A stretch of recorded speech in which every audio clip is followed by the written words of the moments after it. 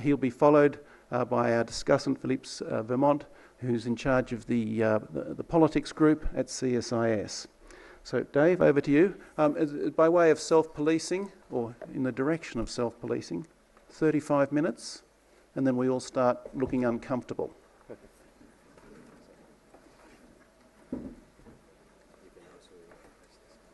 That will move it forward in there. Yep. Okay. Excellent.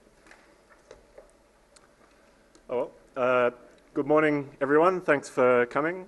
And coming up next year, I think this discussion has changed tone. And the reason has been the election last year of Joko Widodo, ubiquitously known as Jokowi, to the position of Jakarta governor, where previously widespread voter disillusionment and dropping voter turnouts stood as evidence of the defects of Indonesian democracy.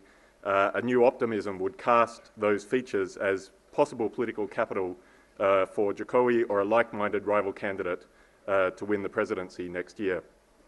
And when I asked Indonesians putting together this talk whether and why next year's elections are important, the answers centred on the possibility of change, that this could be the first time since Reformasi that there would be a change of generation in Indonesian politics, that civil society dreamed that they might have access to decision makers, and that with an alternative candidate there was an excellent chance for there to be change.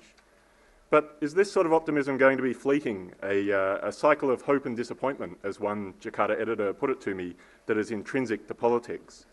How great an impact has Jokowi's rise really have, and will it have, on Indonesian politics? And indeed, will he even be able to run for president? I'll address those themes today and also offer some thoughts as to whether we will see a changing of the guard in next year's elections, and consider, if there is a new leader, whether they'll be able to tackle some of the entrenched defects of democracy in Indonesia. But first, briefly, I'll discuss stagnation, a familiar theme to anyone who's been to the Indonesia updates over the years, as the idea that democratic reform in Indonesia has stalled, stagnated, or even regressed has become pervasive. The reasons are, of course, familiar. Most of the key reforms to establish a democratic order were concluded during the first 5 to 6 years after Suharto stepped down, and since then there's been far less reformist legislation enacted. The Parliament, the DPR, only enacts around 30 bills a year, and many of those are the budget or the extremely important bills to establish new districts and provinces. Beyond that, some of the recent legislation the Parliament has enacted, out of that 30, the substantive bills have been criticised as regressive, such as the Mass Organisations Bill this year, or the proposal that's still on the table to end the direct election of